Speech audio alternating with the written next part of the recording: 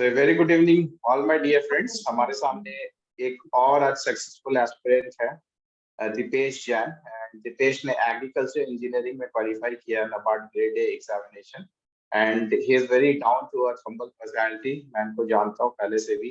And इनके बारे में और हम दीपेश से ही जानेंगे क्या इनकी स्ट्रेटेजी रही है फेज 1 फेज 2 में, कितने दिन से तैयारी कर रहे हैं and what kept him motivated throughout the process.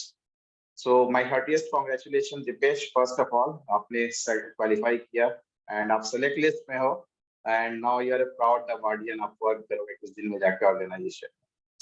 Thank you sir, thank you so much sir. Dipesh, आपका ये कौन सा अटेम्प्ट था अवार्ड में? आप जी सर, ये मेरा सेकंड अटेम्प्ट था, बस सर सीरियसली तैयारी करके मेरा फर्स्ट ही अटेम्प्ट। ओके, तो सीरियस प्रिपरेशन में you made it in the first attempt only. बहुत बहुत बढ़िया। आपके एजुकेशनल बैकग्राउंड के बारे में दीपेश थोड़ा सा बताया ताकि हम जान सके आपके बारे में। जी सर, मैंने BTech agricultural engineering JNKVV Jabalpur से किया।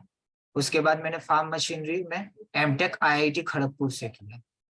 उसके बाद मैं सर बीच में इंडियन फॉरेस्ट सर्विसेज की तैयारी करने में लग गया था और फिर मेरा प्रीलिम्स क्लियर नहीं हो पाया तो मैंने इधर शिफ्ट किया नाबार्ड में।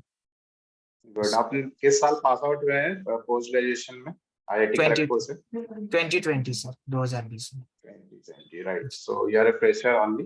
अब हम आते हैं दीपेश, अगर हम एग्जामिनेशन के पैटर्न को देखें तो फेज 1 तो कॉमन रहता है, बट एग्री इंजीनियरिंग के जो पीपल होते हैं, इंजीनियर्स होते हैं, उनको भी फेज 1 के लिए तो ARD पढ़ना ही पढ़ना है, राइट? इनिशियली थोड़ा ही पढ़ना है बट पढ़ना है। एंड बेसिकली अगर आप बात करें एग्रीकल्चर इंजीनियरिंग स्टूडेंट्स को जो अपियर होने चाहते हैं स्पेशलाइज्ड स्ट्रीम में, उनके लिए हमेशा कंस्ट्रेंट रहता है कि एग्रोनॉमी या फिर जितने लाइफ साइंसेस से रिलेटेड एग्रीकल्चर के सब्जेक्ट्स हैं दूसरे डिफिकल्ट होते हैं उनके लिए, डरते हैं थोड़ा। तो थोड़ा क्या आप सजेस्ट करेंगे, आपने कैसे प्रिपरेशन किया फेज 2 के लिए ARD एंड ESI के लिए, जो आपको हेल्प किया that helped you to get into the phase 2 of the examination?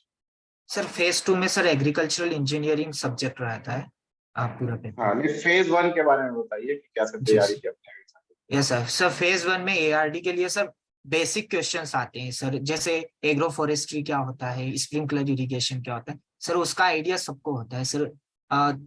उसमें डिटेल्ड क्वेश्चंस जो आते हैं वो काफी डिटेल्ड आते हैं। तो अगर हमें पता है सर, एग्री इंजीनियर्स को जनरली पता होती है वो चीजें, तो ज्यादा डरने की जरूरत नहीं होती है सर। बेसिक बेसिक पूछा जाता है, बहुत डेप्थ में एग्रीकल्चर नहीं पूछे जाते। और उसके लिए नेमराज सुंडा थोड़ी ऊपर ऊपर से अगर पढ़ ली जाए जो इम्पोर्टेंट चीजें, तो आसानी से ARD का स्टैटिक पार्ट हो जाता है सर। जी सर। गुड। और अगर हम फेज 2 के बारे में दीपेश, बिकॉज एग्रीकल्चर इंजीनियरिंग का इतना ज्यादा एक्सपोजर नहीं है स्टूडेंट्स को, किस टाइप के क्वेश्चंस पूछेंगे? एग्रीकल्चर इंजीनियरिंग खुद में एक वास्ट सब्जेक्ट है, सॉइल कंजर्वेशन से लेके प्रोसेसिंग से लेके बहुत सारी कुछ है पढ़ने को। तो थोड़ा सा डिटेल में बताइएगा, इस ईयर जो एग्रीकल्चर इंजीनियरिंग से स्टूडेंट्स देंगे उनको कैसे अप्रोच करना चाहिए पूरे पेपर 2 एग्रीकल्चर इंजीनियरिंग? जी सर, सर एग्रीकल्चर इंजीनियरिंग में मेजरली बड़े तौर पे अगर डिवाइड करें तो 3 subject, farm machinery and power, second food processing and third is soil water and soil water conservation. तो सर फार्म मशीनरी के लिए JSI को पढ़ सकते हैं सर, तो उसकी अच्छे से स्टडी करी जाए, थ्योरी उसकी अच्छे से पढ़े, तो सर उस थ्योरी से ऑब्जेक्टिव और सब्जेक्टिव पार्ट दोनों बन जाता है। क्योंकि ऑब्जेक्टिव का पैटर्न भी sir fill in the blanks आते हैं, पूरा पैराग्राफ दिया जाता है उसमें फिल इन द ब्लैंक्स आते हैं, तो थ्योरी कवर करने से अच्छे से हो जाता है। तो JSI को डिटेल में पढ़े, एक बुक सफिशिएंट है उसके लिए। और फूड प्रोसेसिंग के लिए सिंग एंड साय की बुक है, जो ग्रेजुएशन में सभी पढ़ते हैं उसी को पढ़ना है। और उसमें भी सर बहुत ज्यादा डेप्थ में नहीं पढ़ना है, क्योंकि जो इम्पोर्टेंट टॉपिक्स होते हैं वो उसी से क्वेश्चन ज्यादातर नाबार्ड में पूछे जाते हैं, बहुत ज्यादा टेक्निकल डेप्थ में नहीं पूछा जाता उससे। और third is soil water and conservation, उसके लिए मैंने VVN मूर्ति की बुक आती है सर, उसमें सारा hydrology, soil water conservation and structures, वो सारी चीजें हैं सर। इस बार एक क्वेश्चन फार्म स्ट्रक्चर से भी आया था, लास्ट ईयर वो नहीं आया था उस एरिया से, फार्म स्ट्रक्चर से आया था, स्टेंचियन बार्न एंड लूज हाउसिंग बार्न। तो थोड़ा दूसरे सब्जेक्ट्स भी जो हैं उन पे भी थोड़ा सा ध्यान रख सकते हैं फार्म स्ट्रक्चर्स वगैरह से, क्योंकि सर एनिमल डेयरी पर भी काम करता है नाबार्ड, तो उस एरिया से भी क्वेश्चन आ सकते हैं जहाँ से एग्रीकल्चर इंजीनियरिंग रिलेट करता है। उसके लिए सर ये पढ़े अच्छे से। और सेकेंड सर ऑब्जेक्टिव के लिए 2 बुक्स हैं, उससे भी मैंने गो थ्रू किया था। हालांकि बहुत ज्यादा हेल्प नहीं किया, पर सर उसको पढ़ लेते हैं तो कॉन्फिडेंस रहता है ऑब्जेक्टिव करने में। एक प्रीतम चंद्रा की बुक आती है एंड समझा। सेकेंड निखाड़े की बुक आती है। वो ज्यादातर फार्म मशीनरी और फूड प्रोसेसिंग पर है, पर उसमें कवर हो जाता है काफी कुछ। ऑब्जेक्टिव के जो दीपेश क्वेश्चन आए थे इन फेज 2 ऑफ योर एग्जामिनेशन जो आपने फेज 2 में दिया था, जी सर।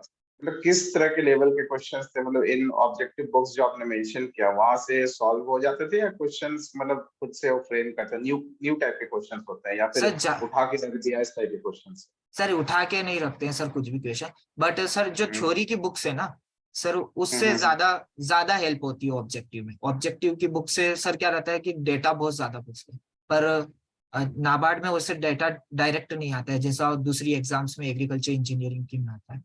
इसमें सर इजी आता है, पूरा थ्योरी में पूरा पैराग्राफ देते हैं, तो उससे आसानी से क्वेश्चन सोल्व हो सकता है अगर आपने थ्योरी बहुत अच्छे से कवर की है। और डिस्क्रिप्टिव की अगर हम बात करें, थोड़ी एक दो क्वेश्चंस अगर आप बता सके, मतलब फार्म मैकेनाइजेशन से या जी प्रोसेसिंग से किस तरह के क्वेश्चन से, मतलब जनरल जनरल क्वेश्चन उठाते हैं या फिर उसमें से भी कुछ टेक्निकल एस्पेक्ट्स उठा के पूछते हैं क्वेश्चन? सर टेक्निकल तो रहता है पर इजी रहते हैं, जो बेसिक रहता है, जैसे इंजन के पार्ट्स एंड फंक्शंस पूछा था, तो सर जो फार्म हम्म। मशीनरी फार्म पावर पढ़ी है तो उसमें सबसे पहला क्वेश्चन हमारे वही इंजन के बारे में रहता है, तो इंजन के पार्ट्स और फंक्शन सभी को पता है। बट सर उस टाइम लिमिट में हमें सारे नाम फटाफट रिकॉल हो और उनके फंक्शंस हम फटाफट टाइप कर सके, तो पहले से हम उन नाम को पूरी लिस्ट बनाकर याद रखें, तो वो जल्दी जल्दी रिकॉल हो जाते हैं, नहीं तो मिस हो जाते 3-4 नेम, तो उससे आगे पीछे हो सकते हैं, हमारे मार्क्स कम ज्यादा हो सकते हैं। तो और जैसे वर्ड वो है। लिमिट में टेक्निकल पेपर में जो डिस्क्रिप्टिव होता है, इन दैट वर्ड लिमिट में हाउ वे द थिंग्स, मतलब जितने वर्ड्स के आंसर पूछ रहे थे वो आपने उतने वर्ड्स में सेटिस्फाई किया, या फिर जर्नलिस्ट की तरह कम कम वर्ड्स में भी यहाँ चल जाए? सर वो पॉसिबल ही नहीं हो पाता सर वो वर्ड लिमिट को टच करना सर। लाइक 400 वर्ड्स थे तो हमने 250 से 280 वर्ड्स ही लिखे सर। अगर सारे पॉइंट्स जो टेक्निकल पॉइंट्स है, जो बेसिक पॉइंट्स है, अगर वो कवर हो गए हैं तो सर आई थिंक वो सफिशियंट रहते हैं।